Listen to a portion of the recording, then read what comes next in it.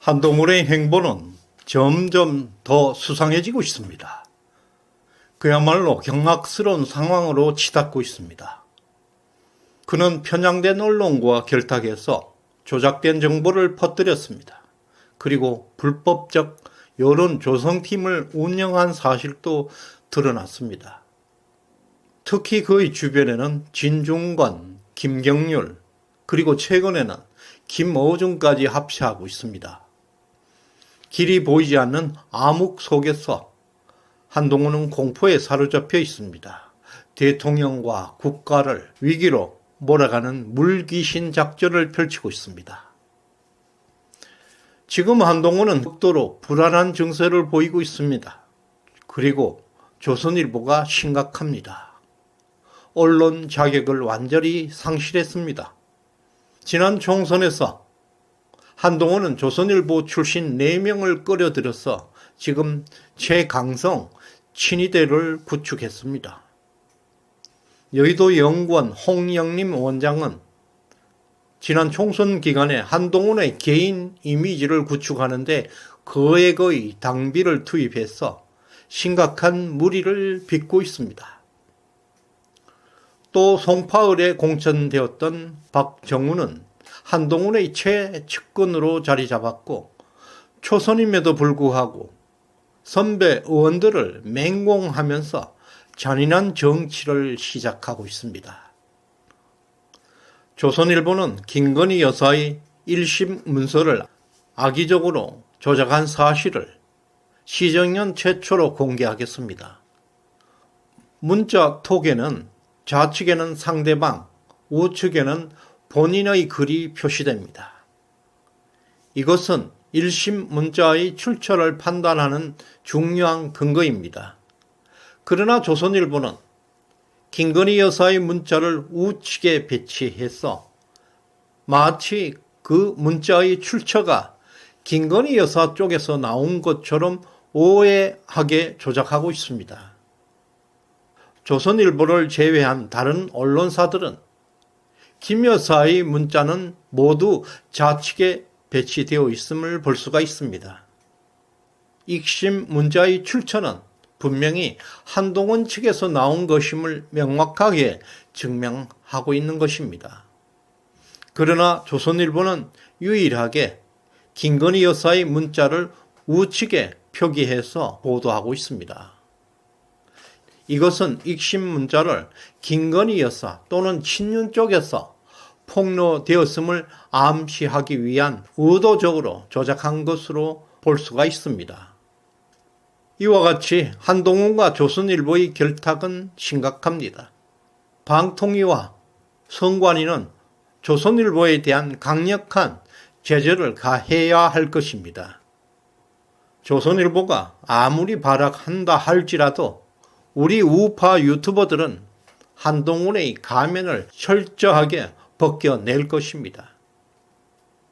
그리고 지금도 진중권, 김경률은 한동훈에게 조언하고 있습니다.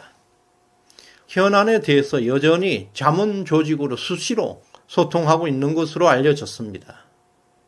진중권의 최근 페이스북에 올라온 게시글 중에는 외부 자문기관이 있는지는 모르지만 저는 거기에 들어가 있지 않습니다. 가끔 난민 인정, 비동의, 강간죄 등 사회적으로 논할 만한 의제가 있을 때 텔레그램으로 논쟁을 하는 정도라는 글을 게시하고 있습니다. 외부 자문그룹의 존재는 모르지만 한동훈과 소통하고 있음을 인정하고 있습니다. 보안이 완벽하게 강한 텔레그램으로 소통하고 있다는 사실을 구체적으로 고백하고 있습니다. 한동훈에게 조언하는 관계에 있다는 것을 은근히 자랑하고 있습니다. 또 김경률은 전남 출신 흑수저입니다. 1999년부터 2019년까지 장장 20년이나 그는 참여연대에서 교통비 정도 받고 일을 했다고 떠벌어 왔습니다. 그러나 현재 그의 재산이 46억입니다. 한동훈은 김경률을 금감원장에 추천했습니다. 그러나 재산 검증을 통과하지 못했습니다. 최근에도 김경률은 수시로 한동훈을 지원하는 발언을 하고 있습니다. 원희룡 후보에게 기분 매우 더러우니 앞으로 저에 대한 어떤 언급을 삼가하셨으면 합니다. 라고 말하고 있습니다. 그리고 더 충격적인 것은 좌파 최강 나팔수 김어준이도 최근에 공개적으로 한동훈을 지지하고 있습니다. 김어준은 궁금해 하시니까 밝히는 바입니다. 한동훈 후보 당대표 선출을 저는 지지합니다. 라고 선언하고 있습니다. 이와 같이 진중권, 김경률, 김어준 등 골수 좌파들은 한동훈과 밀접하게 소통하면서 조언을 아끼지 않고 있습니다. 지금 한동훈은 이러한 좌파 자문 조직의 치밀한 올가미에 지금 걸려들고 있습니다. 이들이 결코 한동훈을 쉽게 절대 놓아주지 않을 것입니다. 그럼에도 한동훈은 지난 대구 MBC 초청 기자간담회에서 진중권과 김경률과의 관계설을 극구 부인하는 거짓 주장하는 것을 우리는 보았습니다. 또한 한동훈 캠프에서는 또다시 불법을 저지르고 있습니다. 자체 여론조사를 언론에 유포했습니다. 이상한 게 있습니다. 지금까지 선거 판세를 압도적 우세로 주장하고 있는 쪽에서 왜 이런 불법을 저지르고 있는지 우리 우파들은 이해할 수가 없습니다. 뉴시스 보도에 따르면 한동훈 후보 캠프가 지난 13, 14일 당원 2,000명을 대상으로 여론조사를 실시한 결과 한동훈 후보가 무려 60% 넘는 지지를 받았다고 보도하고 있습니다. 특히 ARS 방식으로 이루어진 여론조사에서 응답률이 무려 30%가 넘는다고 발표하고 있습니다. 전화응답 여론조사의 응답률조차도 15% 넘기 어렵습니다. 더구나 ARS 방식의 응답률은 5%를 초과하기는 매우 어렵습니다. 한동훈이나 한동훈 캠프에서 말하는 것마다 거짓말입니다. 그렇게 유리하다고 떠벌리던 후보 측에서 왜 이런 불법적인 무리수를 두고 있는지 우리들은 이해할 수가 없습니다. 이같이 한동훈 캠프에서 상당히 불안한 증세가 나타나고 있습니다. 나경원 후보는 한동훈 후보를 여론조사 공포 금지 위반 혐의로 선관위에 신고했습니다. 원희룡 측에서도 당심을 교란하는 여론 공작 시도라고 강력하게 비판하면서 역시 고발했습니다. 그리고 장해찬 전 최고가 폭로했던 한동훈 법무장관 시절부터 운영해왔다는 여론조성팀과 관련해서 민주당 양문석 의원이 충격적인 폭로를 오늘 했습니다. 한동훈의 댓글팀이 운영한 것으로 보이는 네이버 계정 24개를 확보하고 그 불법 사례를 구체적으로 폭로해버렸습니다. 이런 불법 사례를 적용해서 한동훈은 검사 시절에 많은 우파 고위 공직자를 구속한 바 있습니다. 이번에는 한동훈 자신에게 덮치고 있습니다.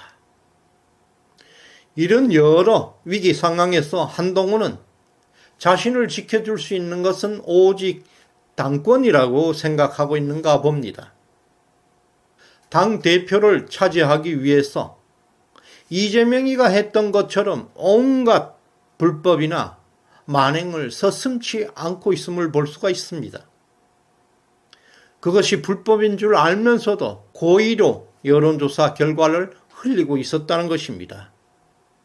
불법인 줄 알면서도 만행을 저질렀다는 것입니다. 또 최근 한동훈의 정신 상태가 매우 불안정함을 드러내는 것이 여러 곳에서 나타나고 있습니다. 특히 대통령에 대한 당부 개입, 국정농단이라는 어마어마하고 무시무시한 발언을 쏟아냈다는 점입니다.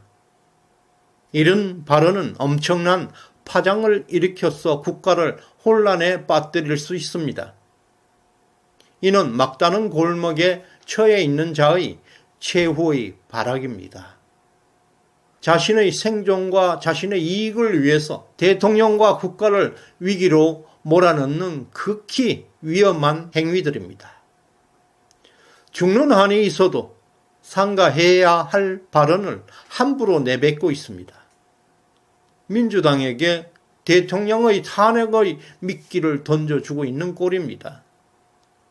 이미 좌파들은 한동훈의 당무 개입, 국정농단 발언에 대해서 일제히 진상조사를 요구하기 시작했습니다. 한동훈은 현재 이성적 판단을 할 능력을 완전히 상실하고 있는 것 같습니다. 작고 사소한 일에도 그는 평정심을 잃는 모습은 리더로서의 자질이 전혀 없음을 여실히 보여주고 있습니다. 현실을 제대로 파악하지 못하고 미숙함과 무능함을 보여주고 있습니다. 그는 지도자로서 절망적입니다. 국가적 위기를 자초하고 있습니다. 이번엔 정말 우리는 투표를 잘 해야 할 것입니다. 시정연에 후원해 주신 김봉기님, 임복순님, 덕자님 진심으로 감사드립니다. 구독, 좋아요 꼭 눌러주시길 바랍니다. 고맙습니다.